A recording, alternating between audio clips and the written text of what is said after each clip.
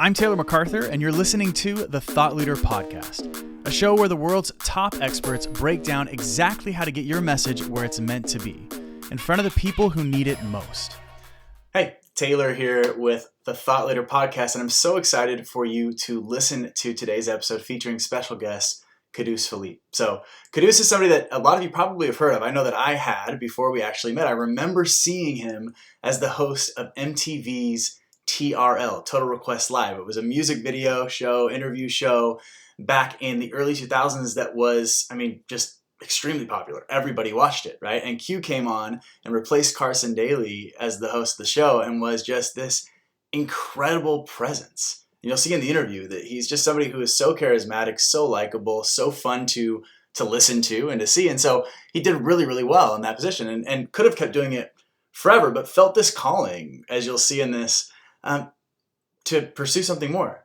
And he followed that calling. And really, I think in this episode, some of the most interesting insights that I found are for people who maybe are already successful in their career, right? Somebody who is doing well, but feels this call to go and share something really special to them, to share a message, or even just feels a call to make a change and they aren't sure exactly what direction they're going to go into. And Q really talks about how he went on that journey from being the host of one of the biggest shows in the world to stepping back, going into music production, becoming a creative director, and really ultimately finding his place as somebody who helps guide artists on their journey of becoming their true, authentic selves. And it's a really special conversation. Q is somebody that I really love talking to, someone that I really respect, a friend, someone that I know that you're going to learn a lot from. So I hope that you enjoy this episode of the Thought Leader Podcast with our special guest, Quddus Philippe. Enjoy. It's going to be fun, man. So I'll give you a quick overview of kind of where I see this going. And then I just want to jump in and have a conversation. I don't have it super planned out. Like, this podcast for me is really about becoming a thought leader and how someone who has a message, who has something that really matters to them, can step into this role. And I think that means a couple different things, right? Becoming is, hey, there's a certain skill set that you need to have to be able to present and to touch people, right? And really get to them. There's also just work that has to be put in to get to a certain point where you can actually get in front of people. But what I think is more important, and this is why I think your story and your journey is so interesting in this context, is the part of becoming that is the being, right? Like being a thought leader, the confidence that is with that, and the knowing that you have something of value, because we see so many people struggle with that. And I feel like, and we're going to explore this some right now with you, what I've seen in you is you came from this place of, so much confidence to be able to do what you were doing when you were 20, I don't even know if you, 20 years old. And I want to explore how that changed and shifted and what that confidence has become, because you still have it, but it feels like it's probably different at this point in your life. You know? Yeah. It's real. Yes. It's not the faux confidence of interesting. What happens sometimes when I think we understand how to present what looks like confidence, but internally there's not complete alignment. And that's what I was doing when I was on MTV. I didn't have complete alignment. So if you look back at those tapes, you'll see a different Quddus, very different Quddus, one that's internally so insecure about my role in all of it, because I actually felt like I was not nearly smart enough, witty enough, good enough. I figured that they were going to figure me out any day. I literally was just like, when are they going to kick me out of the building? That's literally what I woke up to every morning. It's like deep unworthiness. That feels like it's pretty anxiety inducing. I imagine knowing, okay, I'm going to go interview someone like Kanye West or Justin Timberlake or whoever this is, and I'm feeling that waking up. Like, how did you move past that to perform the way you did? Lots and lots of drugs. No, I'm just joking. No. Actually, I did drink at night, just like everybody else at the party, but I didn't thankfully get into too much of a drug habit at all. Actually, I didn't even get into weed at that point. I probably could have used some weed, but anyway, the point is that I did wake up with no tools. So I literally just breathed very shallow and navigated as best I could in essentially a low grade fight or flight, anxiety ridden state for the 5 years that I was there. Thankfully, I had enough willpower to get through the experience. I just basically gutted my way through the building and did what I did. And I managed to have some success, and I was deeply insecure. And so, but most people in the business have some level of insecurity. You have to, right? And so then it's just about, how do you manage that? we all have insecurities. So it's just, how do you manage that? Which voice in the mind are you listening to more than the others? Because it's a curation game. It's a thought curation game. That's how I look at it. And then I just realized, oh, not all thoughts are created equal. So I'm just going to choose the ones that empower me. And that made all the difference in the world. So when I was approaching doing a TEDx talk, I was feeling every bit as insecure as when I was 20 years old, about to hit the MTV stage. That's interesting. And it just so happened that I was really equipped with the motivation. I was really clear about the upside of it, thanks to you guys. And I also was very clear about the message being more important than any discomfort. I love that. So the motivation switched from I'm on television, I need to look good, so I'm going to move past it somehow because I'm live, to the message matters so much that I'm going to move past it. It's not about me looking good. It's this thing matters so much. Yeah. And it's interesting how you summarized it, because I think that is actually correct.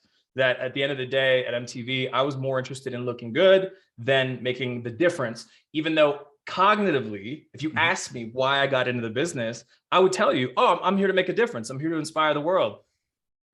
There's a big difference between talking that talk and walking that walk. And I would say I did the bare minimum when it came to leveraging that platform at that particular phase. Now, the rest of my life has been basically overcompensating for me drinking too much of the party and doing a whole lot of philanthropy and all the impact that I could do. Almost as if like I gotta like catch up. I gotta like make up for that 5 years at MTV. But I will say it's interesting how contrast like that can provide a lot of clarity for what does feel in alignment, for what does feel good, and for what is more important than me looking good at this point. Absolutely. When I was on that TEDx stage, I don't know in the moment how I'm coming across. I'm in it. I'm so busy delivering the message. I'm so busy lighting that fire. I was looking around. I was definitely in a relationship, connecting with the people around me who were looking at me, but was I concerned about what they were thinking? They all had masks on. Can you imagine doing a talk? Oh my gosh, because it was just coming off. It was like, as we thought we were clear of the pandemic. And so we're starting to gather again, but then Delta came in right after. So in that moment though, I was looking at a whole group of people, some friends of mine in the building, but I couldn't tell how it was going at all. So it was the greatest test for me about just how committed I was to the message over everything, that it didn't matter that I couldn't make out their expressions or their energy. Nobody was like in a gospel church raising their hands with what I was saying. So it was a beautiful exercise in that way for me to really see how autonomous I really have become in really committing to the message more than anything. I love that. See, that's interesting to me because there's this piece of you as I've watched, and I went and did my research, right, and watched a bunch of interviews you've done. I saw this like reel of you that I loved that was a bunch of acting roles that you've had. Oh yeah. That pulled in. It was great. So I see all these different versions of you. And I feel like I was so impressed with how you're able to connect with the people that you're interviewing with in such a natural way. It just feels like, oh yeah, Q. Like, I feel like that's how we felt when we met, right? I'm like, yeah, Q. Like he's my friend. Totally. You got the same vibe. You got that energy too. Thank you, man. I appreciate that. That's a huge compliment. Well, when you actually love people, it's easy. Yeah. You want to do right by them. You want them to look good. You want to uplift them, empower them. You want the inspiration to flow out of them and impact the audience. And that to me was always what was primary. So it's funny, we can get critical about like the sort of shadow side of my early 20s, which was insecure, which is overcompensating, which is trying to look good. But there was also like a genuineness as well, even then, that came through. And of course, you know, I was on the network for 5 years, so it wasn't off base, but it was just internally. I think that's the thing to notice more than anything, that sort of take away of all these time on stage and on microphones, is just internally is one thing. Externally is another. Externally, everybody thought I was incredibly confident and successful, and I was doing exactly what I wanted to do in every given moment. Internally, it's a different ballgame. And I think the real alignment is when you can have your internal conversation match up with your external conversation, where there's transparency about the internal conversation. Yes. Okay. See, that's interesting. And that's hard to do when you're 20 years old though, right? So I feel like that's the thing that's pretty crazy about what you were doing is 20 to 25, you're going to change so much. Everybody does, right? And you're doing this on an international stage. In the background, I mean, did it happen quickly? Because I watched your talk, and in your TED talk, which everyone who's listening to this needs to go listen to, and we'll have it in the show notes. It's called The Truth About Fame. But in that talk, you talk about a moment, this interview with Kanye West that was really powerful. But for me, I hear that and I went, okay, maybe that's the tipping point, but there had to be something leading up to this, right? Because that's a tough moment, but it can't be like, okay, I'm done with this incredible thing I'm doing. So what like led up to that? And when did you start thinking, hey, maybe I need to go in a different direction, even though I'm in a place that most people would kill to be at, you know? Yeah, I think it was because the fact that what got me in the door, what I credit the most for getting that job was actually the Landmark Forum that I did about 3 months prior to the interview. And so I just come off of the advanced course at Landmark, and about 2 weeks after, I managed to get this interview with MTV. And I was so dialed in. So you were doing some work already. Yeah. I've been a lot of work. And so I think what happens is when our comfort zone expands, it never quite goes back the same. And so I had more capacity for depth of conversation than before I did the Landmark work. But then I went into an arena where that conversation that I had at Landmark that helped me get the job, ironically, was not something that I could bring to the table. Yeah. And I was so passionate about that, given that it helped me get to that platform. But then boom, there I was talking about music and not the thing that actually fuels music, which is a lot of the work that we do at Landmark. So it's so interesting because I think that at that point, I wanted to have that conversation more than anything. And of course, now 20 years later, I'm having that conversation. That's the work that I do as a coach and a facilitator of these trainings now. Not that I work with Landmark, but it's similar insofar as the philosophy. And so it's beautiful to look back and say, oh, wow, no wonder I felt so shallow relative to what I just experienced at Landmark. Not that talking about music and who produced this person's album or whatever was necessarily just shallow, because I think there's a lot of impact that happens when you get on that stage, get a Jay Z talking about the Black Album to a bunch of kids. They're going to go buy the album, the lyrics in that album, the music, the culture around it can really give someone a different kind of life. 100%.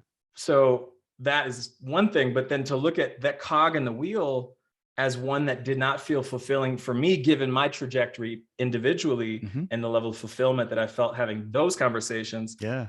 And over time, I just was so out of alignment with not following up on that thing that sparked the job that I had to go back. I had to revisit that well, because that's where my soul ignited for the first time, truly. And I broke through. I broke through all these insecurities and all these things and got my dream job. So for me, it's been an irony to say, okay, I went out and I did the thing, which affirmed the tools that I got in this thing. And now I'm going to support people to get that thing. It's pretty incredible though. And okay, so you had Landmark Forum, went through this experience. You're young, you're 20 years old. What about that experience do you think allowed you to step into that role and have the confidence to step into, on that stage you were on? It seems really difficult to do, even for the most confident person. I can't imagine the day when it goes, oh, now I'm actually doing this and I'm on camera, right? Yeah. Well, the biggest thing I took away from Landmark was that anything is possible, because we're each making up all this stuff. We're making up who we are. Our identity is actually very flexible. It's one of the hardest things to change, behavior change being right up there, but the identity piece is what precedes the behavior change.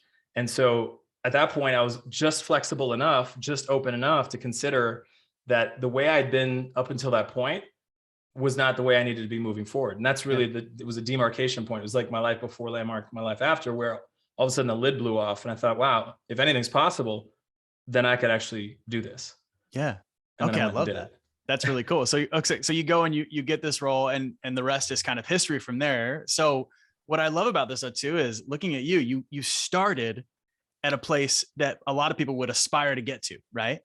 Yeah. And then you were able to make a decision though. And this is, I think, part of this becoming a thought leader, right? And moving from what you were then as a personality and influencer, definitely someone who's making an impact, right? It doesn't mean you weren't doing anything good because you were a TV host of this show, but now you've moved into fully aligned work. And so for somebody that's in a really solid career, right? Because I think a lot of the people that are listening to this are people that have been successful, but they've got this thing, right? Where they're like, man, but this is the thing that matters though. And I've done so well that it's really tough for me to leave this. What advice would you give that person that wants to step out of the place they're in for something that is going to be even better? Well, it's the golden handcuffs, right? Yeah. It can be so comfortable and certain. And so obviously we love certainty, but then they got to think about the flip side of it and the excitement that comes with something new and a new challenge and the level of learning involved. And of course there's an edge about it, which potentially is going to be failure, not necessarily being able to go back to that other thing as a contingency, let's say, if you walk away from that job. And so there's a lot of considerations, but I would say if there's a consistency in the thought around that thing, if there's a charm about it, they say in the Vedic tradition, they say, wait till it's charming. and then move towards it. So there's like a notion, but then if that notion keeps coming back in and it turns into a megaphone, then I always say, trust the constants. If there's that constant tap on your shoulder, do this, this is it. Yeah. We got to trust it at some point and like take that leap of faith. And then of course, on the other side, you get to see what you're made of too. Yes. Yeah. So when you took that leap of faith though, because that was a long time ago, right? And I feel like you have grown so much since then. From the conversations I've had, I've seen these different things that you've done along the way. So did you know exactly where you wanted to go though? Did you know, like, that tap on the shoulder when you left TRL and went, hey, I'm going to go off and I'm going to go on this journey? What was the next thing that you were focused on, or where were you trying to head at that time?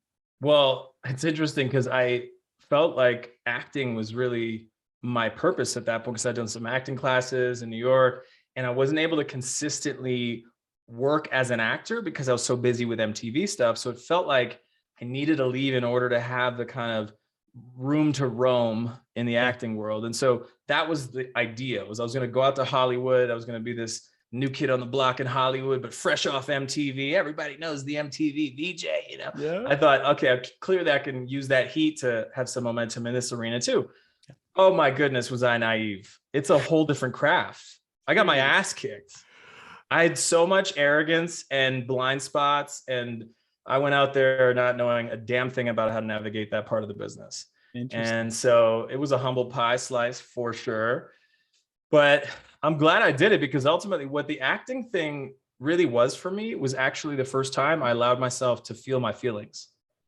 And so that was like the first access point to a deeper level of self-development, because Landmark is great with cognitive understanding. And if you already have enough energy to actually embody those things, then you're going to make it happen like I did. But some people just stay stuck in their head with this stuff and they don't embody it. So for me, acting class was an opportunity to actually embody a lot of these things. And so it unlocked all this emotion, and it was really amazing. And so I conflated that with, I need to be an actor. But when I got on the other side of getting my ass kicked a bit, I thought, hold on, what is it about acting that I love?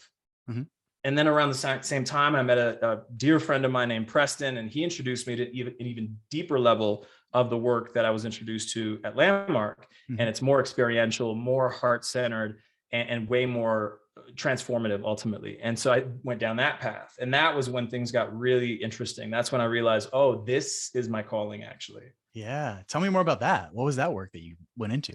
What was a really incredible workshop. I call it a workshop loosely because it really goes deep and it feels very spiritual. It feels like it's holistic. It incorporates so many different modalities, and basically everything I'd ever learned about self-development was there in that training, and it brought it to life. It gave us practice opportunities to really step into these concepts. Because Landmark, you sit there and you listen to a seminar basically, and you talk with people to your left and right. And I don't take anything away from that. I think that's very valuable at a certain point in one's journey. But then to unlock a deeper level of healing and really get out from some of these blind spots, it requires a different level. And this was the different level. This was a higher level of transformation available. So I dove into it. I thought it was the greatest thing since sliced bread. I got so many results. I mean, it was basically another wave, kind of like the wave I caught with MTV. Well, I say caught, but really I created it. And then I did another thing after I got complete with these other trainings. And on the back end of that, I got my job with Duets on ABC.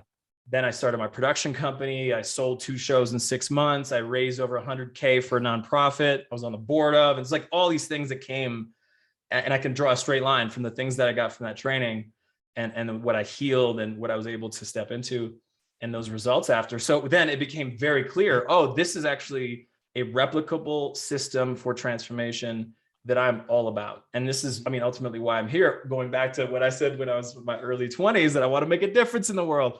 Okay, well, what is that?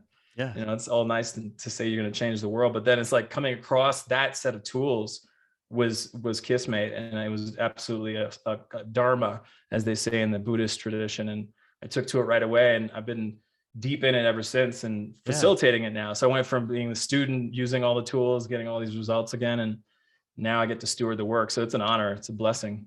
I love that. I want to talk more about that, the work that you're doing now, because I think that it's so cool to see how you were involved in the entertainment industry and saw like a lot of incredible people there. It sounds like you met these people and recognized, hey, they're exceptional a lot of times, right? If you're in this position, it's because you're an exceptional person. It sounds like you've almost recognized the work that you went through. You see in them of, okay, wait a second. If you just went down this path, and it doesn't mean it's going to look the same for you, but if you just go down this path, it's going to unlock and open up so much more. And so, I mean, tell me more about the work you're doing now and how it's connected to that then. Well, yeah, when I started to invite people to this training after I'd come off of it, got all these results, I was excited. I was like, oh, this is so good. I want to invite everybody. I invited my family, my friends. I invited one particular gentleman, my friend Lewis Howes, and he took to the work as well. And then he went ahead and implemented in a major way as well. And he started the School of Greatness. And so that's when it got really interesting, because I saw the ripple effect, and it was a direct correlation to the work he got done in these trainings. And to the point where like School of Greatness is basically based on those trainings. Okay. Like you could actually see a lot of the conversation is basically mapped out from that world that we both got a chance to be in. So that was the tipping point for me when I understood, oh, this is actually such a big catalyst for people's transformation that they can go and literally create anything similar to Landmark. But I would say it almost made it dummy proof. It was like, because the work is in this particular setting, it basically, if you go through the whole program, I've never seen someone go through the whole program committed and not get exponential results on the other side. It's kind of like that. It's like science. Yeah. It's like 98% kind of thing. Interesting. So then it became, to me, my mind is also as analytical as it is spiritual. And so I went, oh, wow, this is actually a system that's been refined and mastered over the past 30 years. And I get to go ahead and piggyback off of the work of all these incredible, human potential development people that have figured out this curriculum. I don't have to do the hard job of testing it. Yeah. I can actually just literally ride this pony into my destiny, into my purpose, and make as much impact as possible. So for me, it was a no-brainer. And I mean, I say that now, but I definitely had some resistance going through it, because there is that identity piece. And I was so successful with TV hosting, and it's so difficult to let go of the thing that's in the hand. It's obvious. It's like everybody knows you for it. But there was this other thing altogether. And it was a very different feeling being able to facilitate those conversations, go deep with people, actually see them transform in real time. Nothing like that. Interviewing is great, but it's just a different conversation. Yeah, absolutely. Okay. That makes sense. And I think you just touched on a really important point. So for anyone listening to this, we're talking about becoming a thought leader, and we can talk about what a thought leader means in a minute. Totally. I think that you really embody it from the conversations we've had, but it takes a lot of work on yourself to become a thought leader. It's not just about being in front of people. It's not just about having an audience. It really is way more about the work you're doing internally to get to that point of power and influence, right? Yeah, 100%. And it really comes from being in community in a meaningful way as well. Yeah. Really making a point of caring about people and listening to all these people as a way of understanding what is something that I could say that I could add to the collective circle we have here that would be additive. Because otherwise, it's like some people have a notion about a thought that could lead, but if they're not actually leading people with that thought, they have nothing to stand on. Yeah. They have a notion. Yes, 100%. And people feel that too, though, right? I think that's the power kind of is stripped from it when you haven't been in that place and you aren't truly leading people with it. Totally. And I've had a lot of experience being in the trenches with people. And so when I speak, it's because I probably coached someone on this exact thing that I'm speaking on stage about. Yeah. It's not a speculation. It's not because I think it sounds cool or Tony Robbins said it or I heard it in a book. I'm like, this worked for somebody. This was absolutely applicable, and it's probably going to be applicable for somebody else. Absolutely. Yeah. So it sounds like there was an identity shift you're talking about here. And I think is something that we all have to have. And when you don't have a clear identity for yourself, and we build it, right? We just decide what it is, I think. Totally. What was that identity shift from what to what? Because you just kind of talked about in this work, it was tough to do that. Do you remember that happening? Oh, yeah. Well, because from a muscle memory perspective, I was hanging out with Jay Z or Justin Timberlake on any given night. And the whole point of it was be cool. Be cool, man. We having a good time. We're at the party. I'm a VJ on MTV. My qualifications are being cool. Yeah. So being cool in a transformational training does not really work. And so I really had to face off with that. That is still to this day, my quote unquote cross to bear, is that I've had so much practice being that cool guy. I was too cool for school, literally. Yeah. And now here I am at school, endeavoring to lead the school, but I'm too cool for school. How does that work? It doesn't. So it's been a process of shedding that, realizing that that's actually just a personality that may have some place here and there when there's levity that is required in the room, when pop a joke, relate to people, connect, have fun, all that stuff is definitely applicable, but the point of it is different. The point of it is actually to support people in transforming their life, not just entertaining them. Yeah. And so that was huge. And so fundamentally for me, I had to look at what makes me valuable, actually, because I'd made up, as we make up everything, I had made up that what made me valuable was my personality, was the fact that I can make people have a smile and feel good and all of that. Now, the layer on top of it is yes, and I'm also someone who's deeply insightful and cares about people passionately enough that I develop myself into this facilitator of transformation. I get to honor that. And that is very distinct from the cool guy at the party. So it was definitely a lot. It was a big kind of sort of head to the heart journey, truly. Yeah, that's interesting. And I love that too, though, because you didn't shed your past identity completely, though. And I don't think you have to completely shed this identity, but you reinterpreted it, it sounds like. Yeah. I think nothing's wasted. I love this saying, a friend of mine, Erwin McManus, he's a really great pastor, talks about there's nothing wasted. If we actually honor those parts of us that we have activated at some point along our journey, we can alchemize them into the wholeness that we are. We all have so many different dimensions to us. You know, you're as funny as you are smart, as you are deep, as you are joyful, as everything in between. We have it all, but most of us don't expand our identity big enough to actually embody those things. Yeah. So get to know yourself, do that self-work first before you go try and influence other people on a large scale. And of course, you're always influencing people, right? But I just feel like if you're not turning inward, it's really tough to ever get to a point where you really feel I am in the right place and I'm doing what I'm meant to do, right? Absolutely. It definitely requires making a decision at a certain point. I think if I could do anything again, I would say I would really square off with the decision. Like there was a friend of mine, Preston Smiles, really talented coach, and he had been doing some acting and some modeling in Hollywood before he went to this workshop that he then invited me to. And so what he did basically a couple of years after the training, as he had incorporated all the tools in his life, seeing the results, realized, oh, wow, this is what I want to do more than acting. He literally posted it on Facebook, like a declaration. Like he drew a line in the sand. He said, y'all hold me accountable. This is my choice. This is my destiny. Boom. I saw it and it was like it radiated from the screen. Decision. Yeah. Tony Robbins talks about this idea of like burning the boats behind you so you can really set sail in a new direction. And I think cognitively I knew that, but I don't think I had the freedom that Preston had in that moment of decision, because I think he and I had different backgrounds. And I would argue that because I had so much success in this lane that it was harder for me in that way. And so it's like success is a double-edged sword in that way. Yeah. And so I think I had a lot to wean off of in that department. And finally, in the past, I'd say really only in the past 4 years, have I started to actually share about my coaching practice in a shameless way where I'm not constantly thinking, oh man, looking in the rearview mirror, wondering, should I be at the party with Beyonce and Jay Z though? Yeah. Well, and that's always, come on, that's got to probably always come up, but your TED Talk. So you did this, it was not that long ago, actually. Yeah. Last year. Last year. What led up to you deciding to do that? Because that's a very public declaration, I think, right? Especially with the way you framed it. I mean, it is like, I'm going to tell you my story, the truth about fame. So what led to that? Well, I think it was the fact that the organizer called me and first asked me to host it. But then there was this really deep intuition that just rang like a big old bell in the middle of the conversation where I said, actually, I'd love to speak.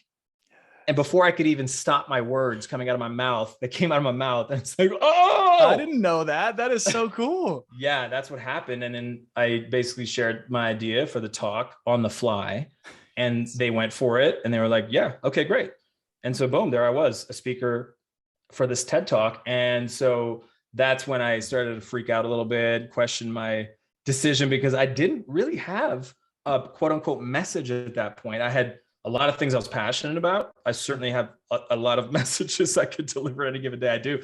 But at that point, I didn't really have a solid, I had the one I shared, which was about reinvention, which is the thing that I've been grappling with the most, is like the difficulty of reinvention, which is why I'm like so passionate about this kind of conversation. We can actually connect the dots and say, this is why I'm feeling the resistance around this. So I was feeling a lot of resistance about going on that stage and actually saying what I said. I was thinking about talking about BLM stuff. I was going to talk about X, Y, or Z. I was basically trying my best to avoid the thing that I had seen on Preston's post that day and recognize as like that demarcation point for myself. So it was awesome. And when I delivered what I delivered, I truly felt like it was that moment of decision and truly letting go of this notion of who Quddus was on MTV, that I felt so much energy come back into my system. And that's why I talk about that stage as an opportunity to truly own who you're becoming in real time. It's a very unique opportunity. I love that you say that, man. Yeah. Cause for so many people, and this is interesting too, because burning the boats, you talked about, Tony Robbins talks about that concept of, hey, if you want to take the island, burn the boats, right? Which I love. Yep. That looks different for different people though. And that's okay, right? Like it doesn't always mean you can quit your job, post on Facebook that, hey, my whole life's going to change and immediately everything shifts. Yeah. Sometimes it means, hey, I'm going to go to a TED Talk and I'm going to deliver this message and it's going to force me to codify and say, wait, what do I believe? And that's going to lead to these things. It might look like I'm going to go to a workshop like the one you're talking about, right? Or I'm going to go work with someone like you and just I'm going to draw a line in the sand that way. I feel like there's a lot of different ways to burn the boats, you know? Yeah, there are. I definitely think there's a lot of different ways to do it. I would say TEDx though, TED stage, whatever one you're doing, both. I mean, obviously the big one is the big one, but TEDx's are the same in so far as you're looking around and you're seeing people witnessing you.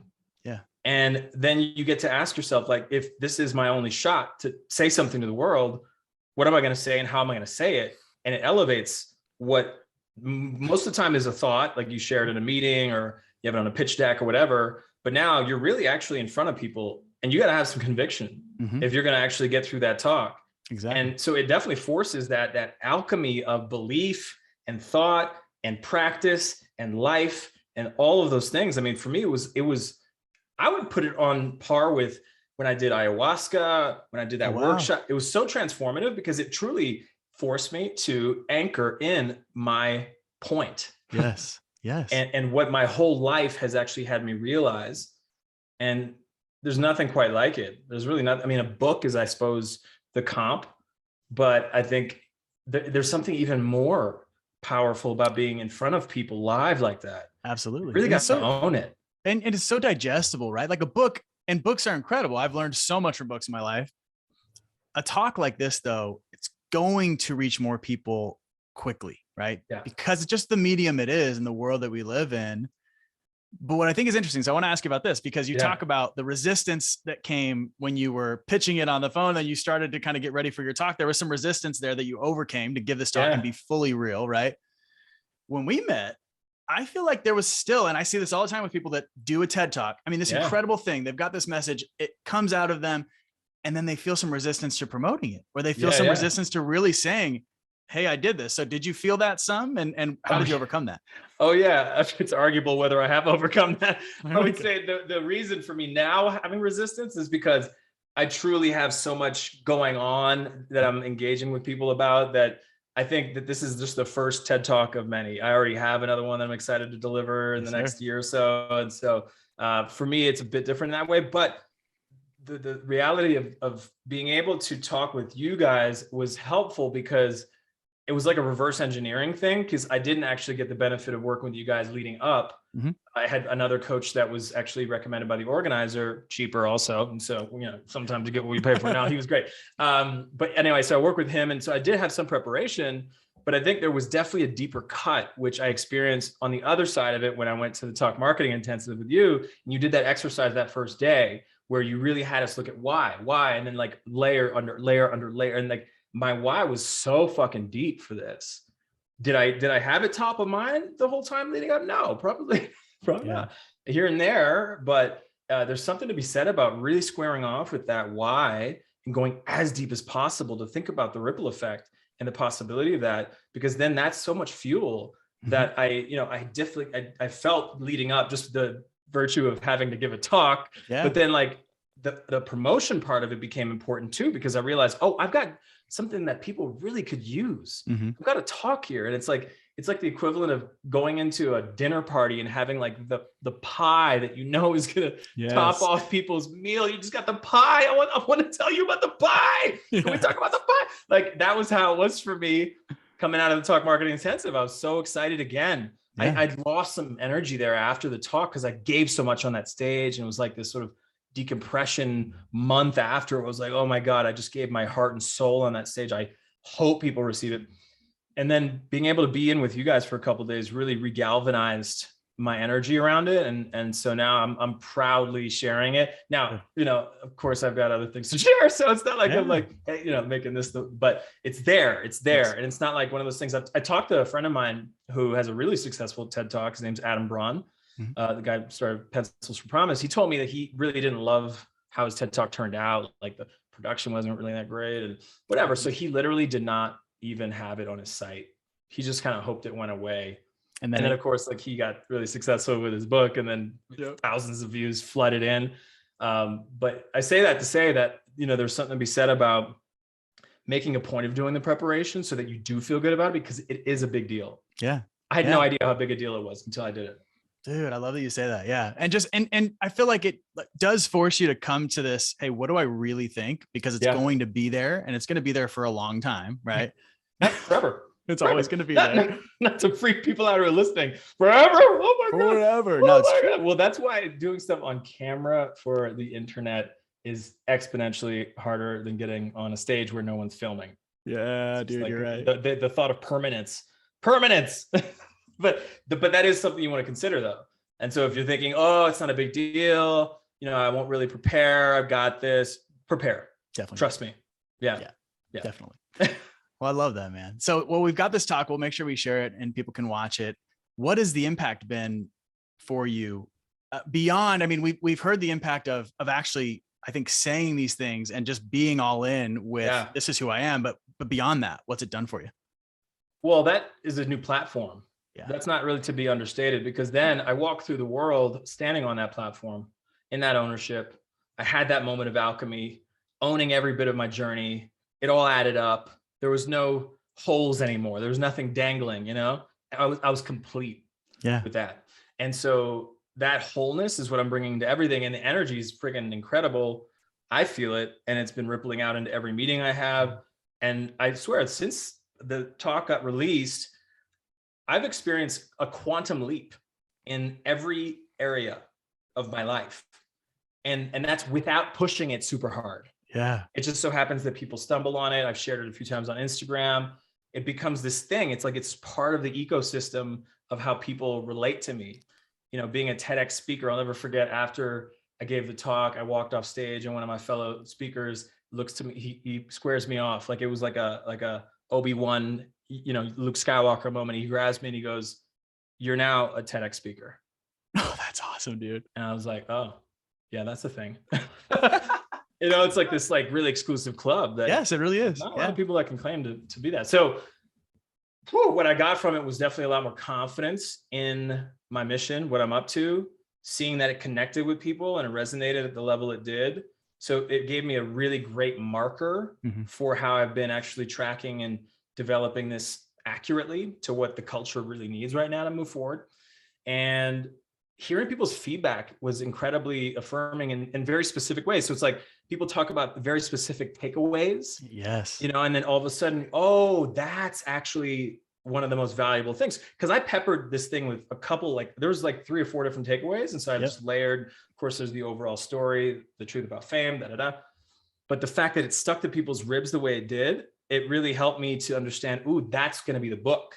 And this is what I can emphasize in my trainings. And, so it's like this incredible focus group. Yeah, 100%. The feedback that you got. I love that. That's so great. Okay. Thank you for sharing that. And it's really, I mean, it's really good too, right? Because it's a talk that is, the message is simple enough that you can just watch it and kind of just hear it and laugh and go, well, okay, I get that. But also it goes much deeper. And I want to ask you about how you ended the talk. And I feel like this is actually really a good place for us to kind of finish, because it was really helpful and I wanted more, right? When you started to get into the framework that you were teaching towards the end of that talk, which I'm assuming is probably a framework you work on with your clients.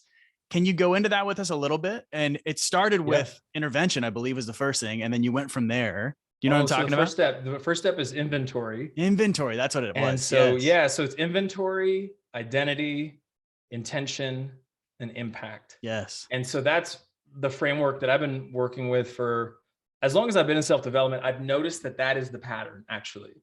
So we've got to take inventory so that we can actually determine what is the identity that we want. And then from that identity development, we can actually have a different intention. We can have a more fully formed intention idea for what it is that we're stepping into. So then, of course, the impact happens, but you can't just jump to impact. You know, I mean, most people want to. They haven't fundamentally changed their identity because they haven't really done an inventory to understand themselves well enough.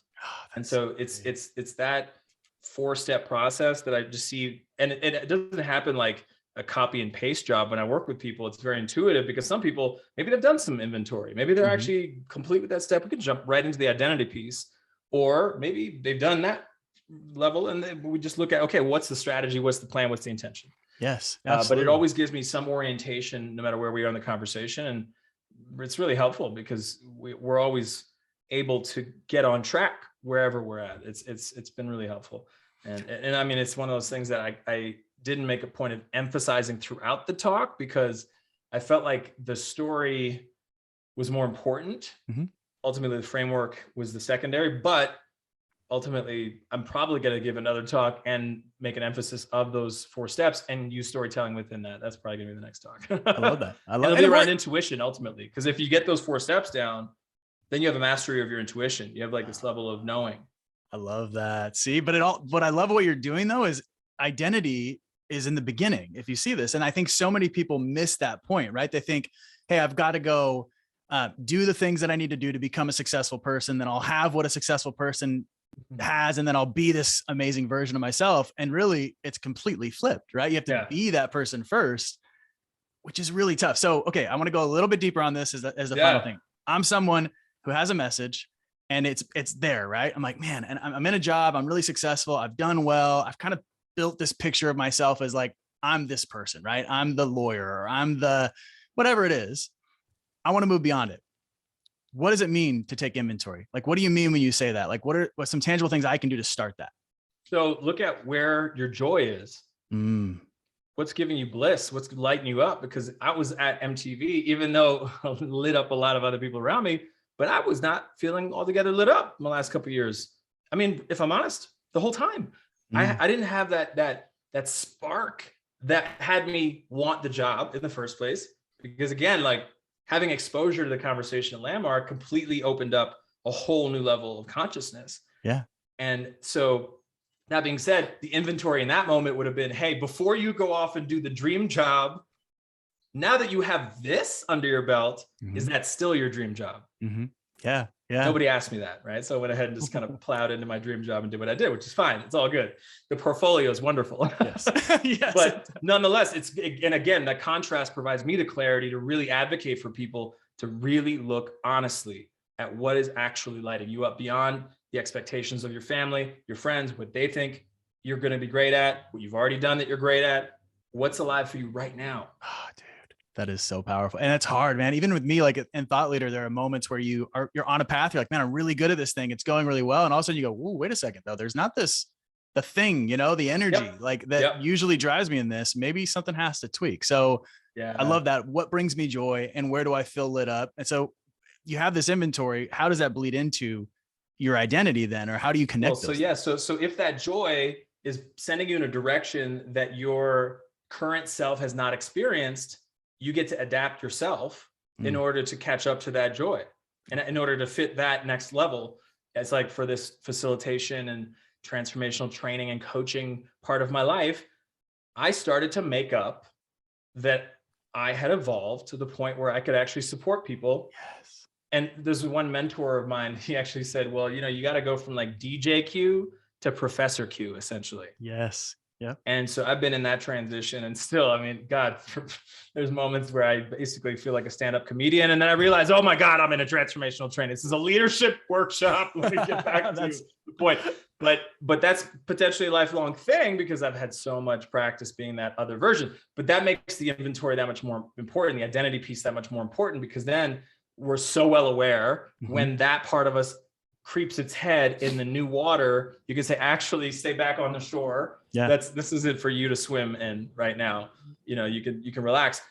It takes time. It takes some time or not. Like I'm saying, I took time, and I've seen a lot of people have that struggle, but it could also be just a decision. It can just be like, okay, I've been XYZ. I've been saying that I'm shy. I've been saying that I'm whatever I've been saying. And then now I could say, you know what, despite the discomfort that comes with a new level, I know in my bones that this is the thing that lights me up. Therefore, I will withstand whatever discomfort I need to in order to find a new level of discomfort. Yes. Yeah. And then you become comfortable with that discomfort. Yeah. I love that though, but it's a decision though, it sounds like, right? And like that is what I do like about TED for me is someone is deciding I am a thought leader, or I am someone who has an idea that is worthy of this platform and this stage, right? And even though like most of the people that we work with or the people that give talks, they're incredible people. There's people like you, they've done amazing things. There's still that decision of wait, but I am the person that shares these things with other people, right? Exactly. In this way, which I think is really cool. Exactly. Yeah. You can't get on that stage without making that decision. Yeah. Well, I mean, you might try, you'll implode at some point, but that's the thing. I'm sure that's what you guys do in preparing people is like really anchor in. So what does this mean for you? Who are you stepping into here? 100%. It's distinct and different. Or maybe it's just a confirmation. Maybe it's not even that quantum leap in identity, but it's a confirmation of who you've been. Either way, it's valuable. Yeah. So we shift that. So we do this inventory, we start to shift our identity, and that could be an immediate thing. It can take time. We're always shifting our identity, right? Like I feel like on so many days I wake up and I feel like off, and it's like, oh, wait a second. It's because I don't feel fully aligned with this is me, right? This is what I'm doing and who I am. Yeah. So that is constant. But from there, what's next then? Once we really start to decide I am a coach or I am whatever. Whatever. Then it's time to get to the actual intention. And so what is it then in this new version of me that I want to get done? What am I impacting? And so you're planning out your strategy, you know, you talk whoever you need to talk with, go out and take the action. And then you have the impact. And so that's like, and the fourth step is, I mean, impact is one of those things that occurs as like kind of simple, but it's actually quite layered when you look at the way that we can look at impact. Like, how do you measure impact? Yeah.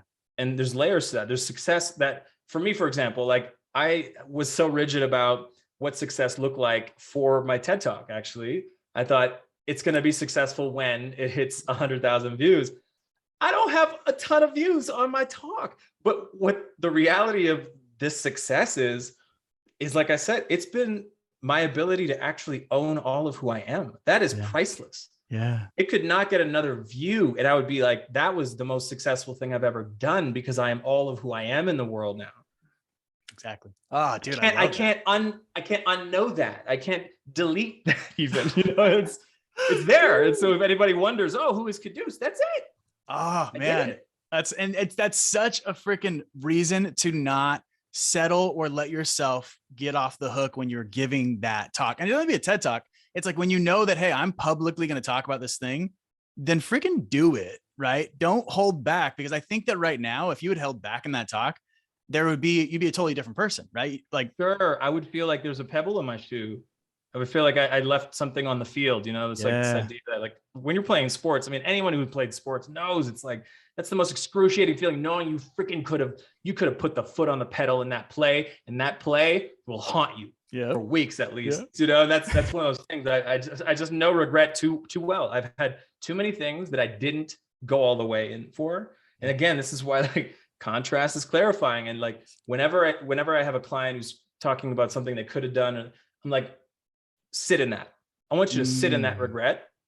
I want you to bathe yourself in it so that you know next time you're at that crossroads, you'll go for it, because there is nothing worse than regret. Failure, not comparable, because at least you went for it. But that's the power of regret though, right? I love that you say that. Regret is very, very helpful, I think. Maybe that's my next talk. Yeah. Dude, I love you, man. I honestly, this has been so much fun. And I guess I've got one more question for you that I want to, just curious how you would define this. So what is a thought leader for you? Thought leader is someone who can bring light to something that the world needs to hear more of. Yes. And so I think there's a lot of people that might discount their message and say, oh, that's been said before. But what I always tell my clients is it's not been said by you with your story layering on top of that message.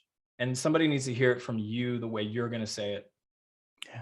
Love that, man. Brings light to it. I love that. Thank you, man. Appreciate you. Thank you so much for being here. Where can people find you if they want to learn more, follow you, people that want coaching from you? Where should they go? Yeah. Quddus.co. So it's Quddus.co. It's a very unique name. Yes, it is. It's a great name, man. I love it. Well, we'll make sure to put that in the notes too, but seriously, thank you so much for being here. Really appreciate it. Of course. Appreciate you, man. This is great. All right, great combo. Cool.